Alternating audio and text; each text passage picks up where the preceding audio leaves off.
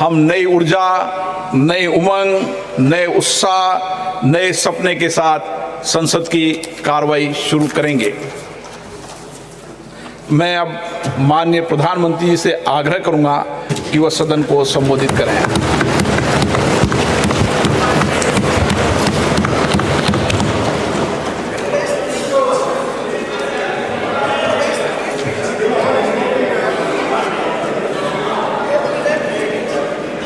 आदरणीय अध्यक्ष जी, नए संसद भवन का ये प्रथम और ऐतिहासिक सत्र है। मैं सभी माननीय सांसदों को और सभी देशवासियों को बहुत बहुत शुभकामनाएं देता हूं। आदरणीय अध्यक्ष जी, आज प्रथम दिवस के प्रथम सत्र में नए सदन में आपने मुझे बात रखने के लिए अवसर दिया है, इसलिए मैं आपका बहुत बहुत आभार व्यक्त करता हूं। इस नए संसद भवन में मैं आप सभी माननीय सांसदों का भी हृदय से स्वागत करता हूं। ये अवसर कई मायनों में अभूतपूर्व है। आजादी के अमृत काल का ये उषा काल है और भारत अनेक सिद्धियों के साथ नए संकल्प लेकर के नए भवन में अपना भविष्य तय करने के लिए आगे बढ़ रहा है। विज्ञान जगत में चंद्रयान 3 की गगनचुंबी सफलता हर देशवासी को गर्व से भर देती है। भारत की अध्यक्षता में G20 का असाधारण आयोजन विश्व में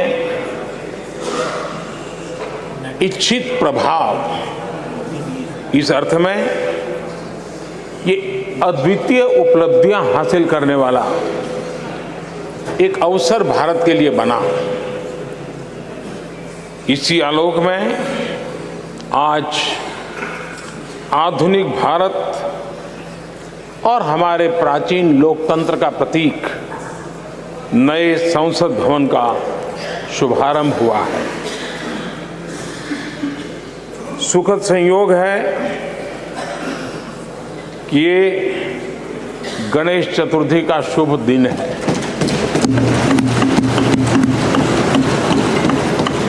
गणेश जी शुभता और सिद्धि के देवता है। गणेश जी विवेक और ज्ञान के भी देवता है। इस पावन दिवस पर हमारा ये शुभारंभ संकल्प से सिद्धि की ओर एक नए विश्वास के साथ यात्रा को आरंभ करने का है। आजादी के अमृत काल में हम जब नए संकल्पों को लेकर के चल रहे हैं, तब अब जब गणेश चतुर्थी का पर्व आज है, तब लोकमान्य तिलक की याद आना बहुत स्वाभाविक है। आजादी के आंदोलन में लोकमान्य तिलक जी ने गणेश उत्सव को एक सार्वजनिक गणेश उत्सव के रूप में प्रस्तावित करके पूरे राष्ट्र में सुराज्य की आहलेख जगाने का माध्यम बनाया था।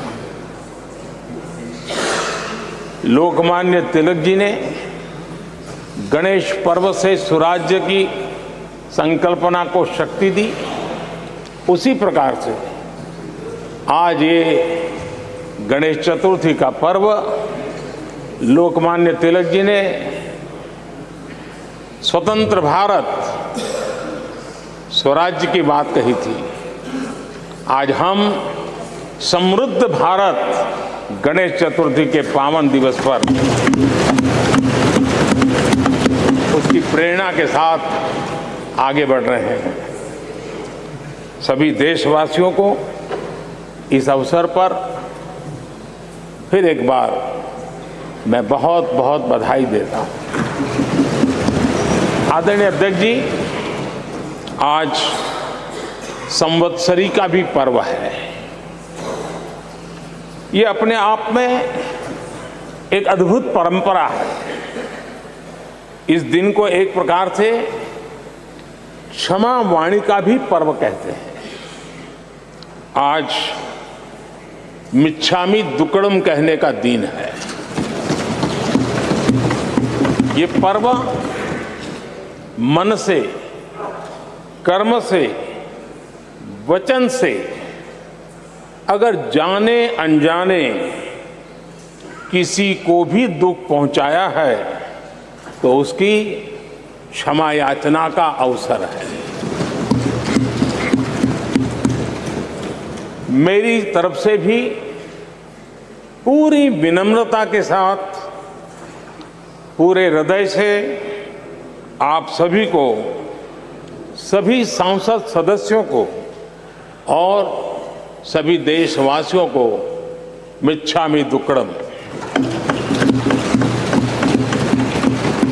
आज जब हम एक नई शुरुआत कर रहे हैं तब हमें अतीत की हर कड़वाहट को भुलाकर आगे बढ़ना है।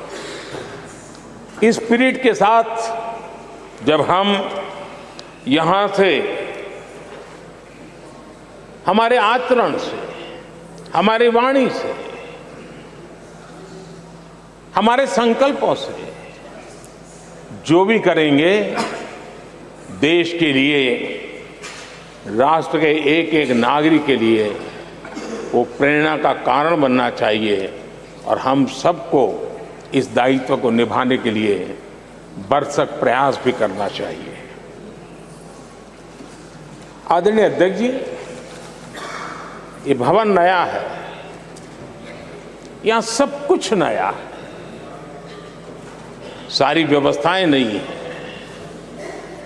यहां तक आपके सब साथियों को भी आपने एक नए रंग रूप के साथ प्रस्तुत किया है।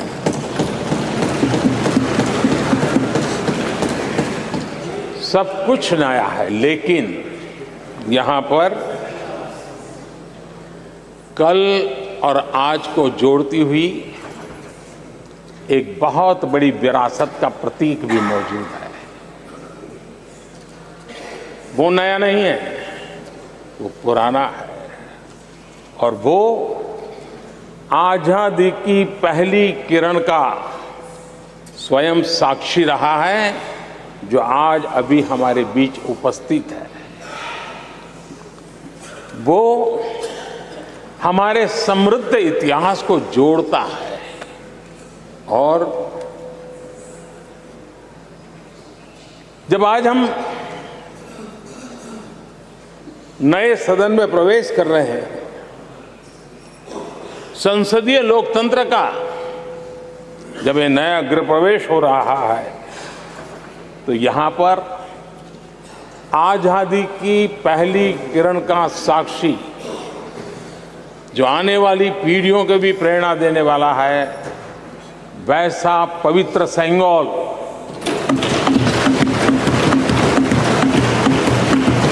और ये वो सेंगोल है जिसको भारत के प्रथम प्रधानमंत्री पंडित नेहरू का स्पर्श हुआ था। ये पंडित नेहरू के हाथों में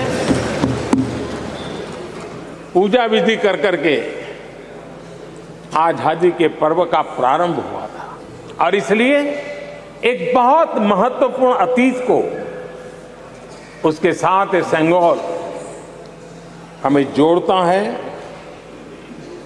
तमिलनाडु की महान परंपरा का वो प्रतीक तो है ही, देश को जोड़ने का भी, देश की एकता का भी वो प्रतीक है। और हम सभी माननीय सांसदों को हमेशा जो पवित्र सेंगोर पंडित नेहरू के हाथ में शोभा देता था, वो आज हम सब की प्रेरणा का कारण बन रहा है। इससे बड़ा गर्व क्या हो सकता है। आदरणीय अध्यक्ष जी, नए संसद भवन की भव्यता आधुनिक भारत के महिमा को भी मंडित करती है।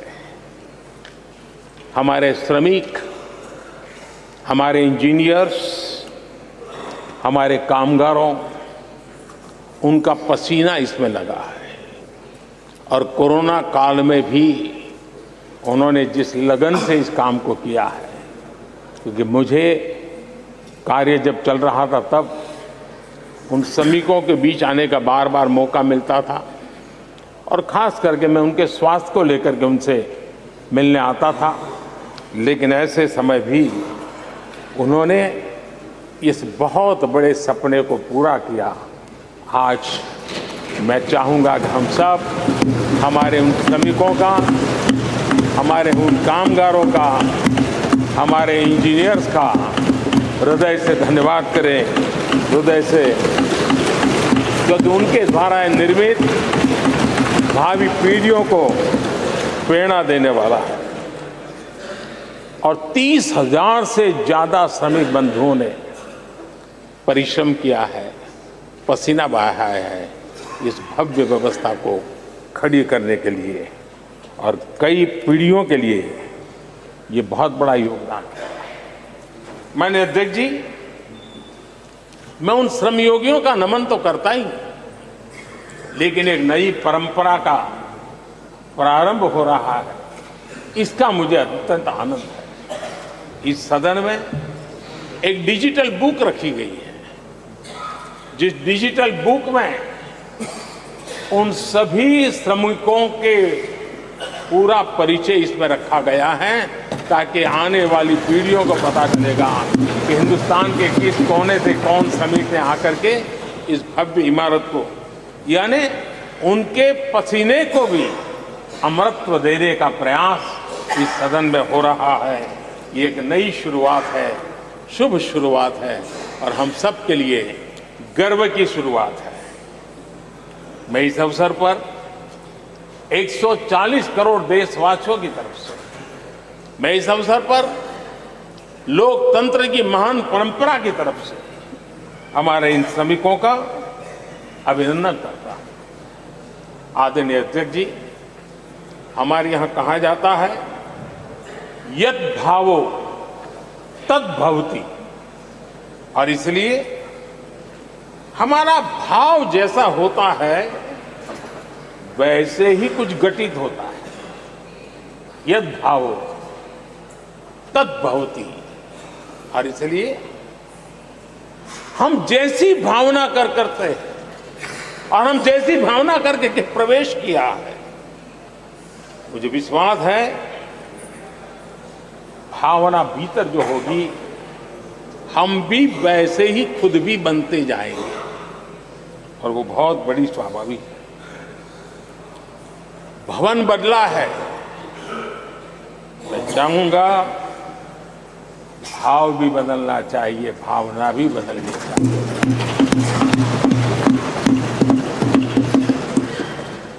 संसद राष्ट्र सेवा का सर्वोच्च स्थान है। ये संसद दलहित के लिए नहीं है।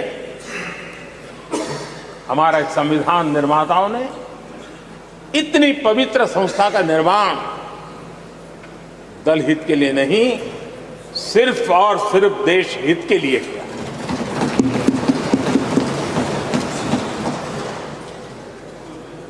नए भवन में हम सभी अपने वाणी से, विचार से, आचार से संविधान के जो स्पिरिट है उन मानदंडों को लेकर के, नए संकल्पों के अनुसार नई भाव को लेकर के, नई भावना को लेकर के, मैं आशा करता हूं अध्यक्ष जी, आप कल भी कह रहे थे, आज भी कह रहे थे, कभी स्पष्ट कह रहे थे, कभी थोड़ा लपेट कर भी कह रहे थे, हम सांसदों के व्यवहार के संबंध में मैं मेरी तरफ से आपको आश्वासन देता हूं कि हमारा पूरा प्रयास रहेगा और मैं चाहूंगा कि सदन के नेता के नाते हम सभी सांसद आपकी आशा अपेक्षा में खरे उतरें, हम अनुशासन का पालन करें। देश हमें देखता है, आप जैसा दिशा निर्देश करें। लेकिन माननीय अध्यक्ष जी, अभी चुनाव तो दूर है और जितना समय हमारे पास बचा है इस पार्लियामेंट के, मैं पक्का मानता हूं कि यहां जो व्यवहार होगा ये निर्धारित करेगा कि कौन यहां बैठने के लिए व्यवहार करता है और कौन वहां बैठने के लिए व्यवहार करता है। जो वहां ही बैठे रहना चाहता है उसका व्यवहार क्या होगा, और जो यहां आकर के भविष्य में बैठना चाहता है उसका व्यवहार क्या होगा, इसका फर्क बिल्कुल आने वाले महीनों में देश देखेगा और उनके बर्ताव से पता चलेगा, ये मुझे पूरा विश्वास है। आदरणीय अध्यक्ष जी, हमारे यहाँ वेदों में कहा गया है, सम्यच्च सब्रता भूत्वा वाचम वदत भद्रया, अर्थात हम सब एक मत होकर, एक समान संकल्प लेकर कल्याणकारी सार्थक संवाद करें। यहाँ हमारे विचार अलग हो सकते हैं, विमर्श अलग हो सकते हैं, लेकिन हमारे संकल्प एकजुट ही होते हैं, एकजुट ही रहते हैं और इसलिए हमें उसकी एकजुटता के लिए भी भरपूर प्रयास करता रहना चाहिए। आदरणीय अध्यक्ष जी, हमारी संसद ने राष्ट्रहित के तमाम बड़े अवसरों पर ही इसी भावना से काम किया है। न कोई इधर का है न उधर का है, सब कोई राष्ट्र के लिए करते रहे।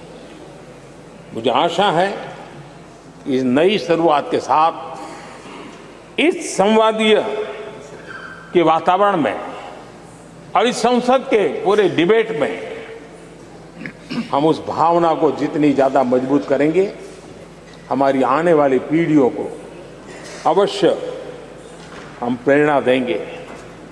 संसदीय परंपराओं की जो लक्ष्मण रेखा है, उन लक्ष्मण रेखा का पालन हम सबको करना चाहिए और वो स्पीकर महोदय की अपेक्षा को हमें जरूर पूरा करने की कोशिश करनी चाहिए।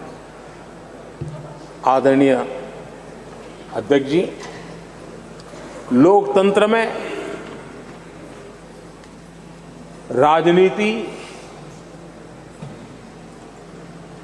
नीति और शक्ति का इस्तेमाल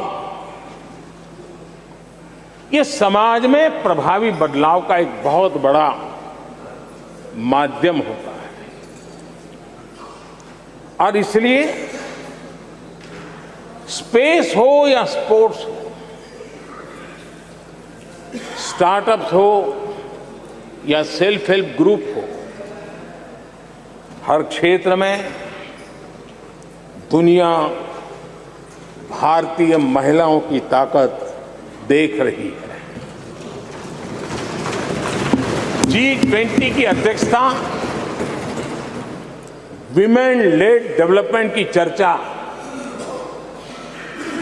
आज दुनिया इसका स्वागत कर रही है, स्वीकार कर रही है। दुनिया समझ रही है कि सिर्फ महिलाओं के विकास की बात इनफ नहीं है। हमें मानव जाति की विकास यात्रा में उस नए पड़ाव को अगर प्राप्त करना है, राष्ट्र के विकास यात्रा में हमने नई मंजिलों को पाना है तो ये आवश्यक है कि विमेन लेड डेवलपमेंट को हम बल दें और G20 में भारत की इस बात को विश्व ने स्वीकार किया है। महिला सशक्तिकरण की हमारी हर योजना ने महिला नेतृत्व करने की दिशा में बहुत सार्थक कदम उठाए हैं। आर्थिक समावेश को ध्यान में रखते हुए जनधन योजना शुरू की।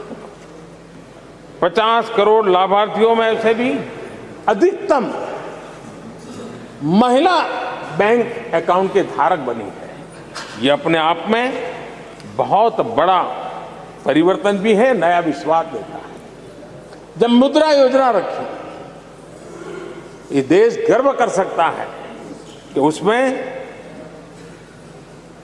बिना बैंक गारंटी 10 लाख रुपए की लोन देने की योजना और उसका लाभ पूरे देश में सबसे ज्यादा महिलाओं ने उठाया। महिला एंटरप्रेन्योर का एक पूरा वातावरण देश में नजर आया। पीएम आवास योजना, पक्के घर, ये भी उसकी रजिस्ट्री ज्यादातर महिलाओं के नाम हुई, महिलाओं का मालिकाना हक बना। आदरणीय अध्यक्ष जी, हर देश की विकास यात्रा में ऐसे माइलस्टोन आते हैं जब वो गर्व से कहता है कि आज के दिन हम सब ने नया इतिहास रचा है। ऐसे कुल पल जीवन में प्राप्त होते हैं। और आदरणीय अध्यक्ष जी, नए सदन के प्रथम सत्र के प्रथम भाषण में मैं बड़े विश्वास और गर्व से कह रहा हूं कि आज की ये पल, आज का ये दिवस, संवत्सरी हो, गणेश चतुर्थी हो, उससे भी आशीर्वाद प्राप्त करते हुए इतिहास में नाम दर्ज करने वाला समय है।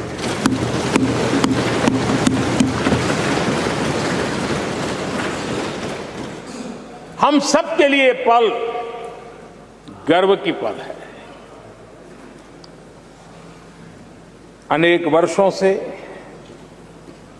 महिला आरक्षण के संबंध में बहुत चर्चाएं हुई हैं, बहुत वाद विवाद हुए हैं। महिला आरक्षण को लेकर संसद में पहले भी कुछ प्रयास हुए हैं। 1996 में इससे जुड़ा बिल पहली बार पेश हुआ था। अटल जी के कार्यकाल में कई बार महिला आरक्षण का बिल पेश किया गया, कई बार, लेकिन उसे पार कराने के लिए आंकड़े नहीं जुटा पाए और उसके कारण वो सपना अधूरा रह गया। महिलाओं को अधिकार देने का, महिलाओं की शक्ति का उपयोग करने का वो काम, शायद ईश्वर ने ऐसे कई पवित्र काम के लिए मुझे चुना है।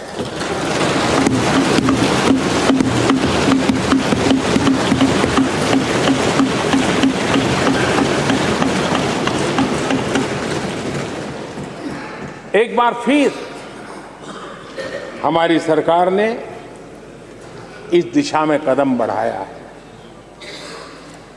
कल ही कैबिनेट में महिला आरक्षण वाला जो विधेयक है उसको मंजूरी दी गई है।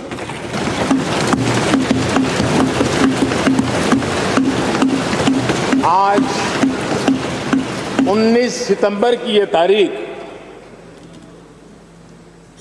इसीलिए इतिहास में अमरत्व को प्राप्त करने जा रहे हैं। आज जब महिलाएं हर सेक्टर में तेजी से आगे बढ़ रही हैं, नेतृत्व कर रही है, तो बहुत आवश्यक है कि नीति निर्धारण में, पॉलिसी मेकिंग में हमारी माताएं, बहनें, हमारी नारी शक्ति अधिकतम योगदान दें, ज्यादा से ज्यादा योगदान दें। योगदान ही नहीं, वे महत्वपूर्ण भूमिका निभाएं। आज इस ऐतिहासिक मौके पर नए संसद भवन में सदन की पहली कार्यवाही के रूप में, उस कार्यवाही के अवसर पर देश के इस नए बदलाव का आह्वान किया है और देश की नारी शक्ति के लिए सभी सांसद मिलकर के नए प्रवेश द्वार खोल दें। इसका आरंभ हम इस महत्वपूर्ण निर्णय से करने जा रहे हैं। विमेन लेड डेवलपमेंट के अपने संकल्प को आगे बढ़ाते हुए हमारी सरकार आज एक प्रमुख संविधान संशोधन विधेयक प्रस्तुत कर रही है। इस विधेयक का लक्ष्य लोकसभा और विधानसभाओं में महिलाओं की भागीदारी का विस्तार करने का है। नारी शक्ति वंदन अधिनियम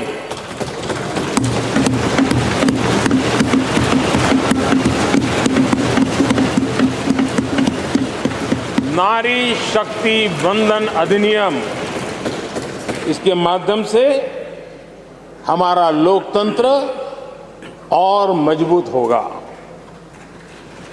मैं देश की माताओं, बहनों, बेटियों को नारी शक्ति वंदन अधिनियम के लिए बहुत बहुत बधाई दूंगा।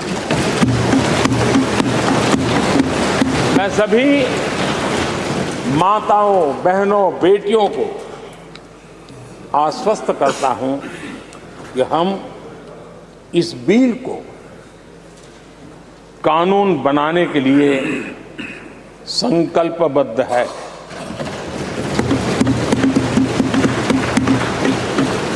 मैं इस सदन में सभी साथियों से आग्रहपूर्वक निवेदन करता हूं, आग्रह भी करता हूं,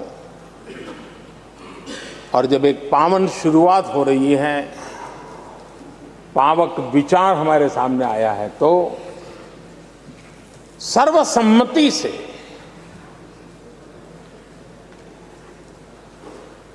जब ये बिल कानून बनेगा तो उसकी ताकत अनेक गुना बढ़ जाएगी।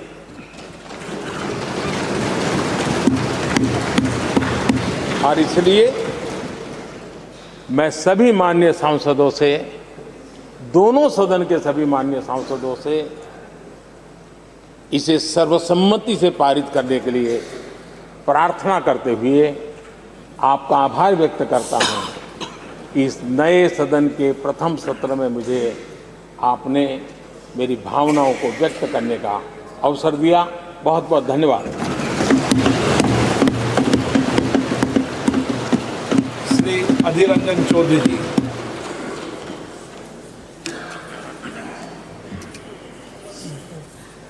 सर, सर्व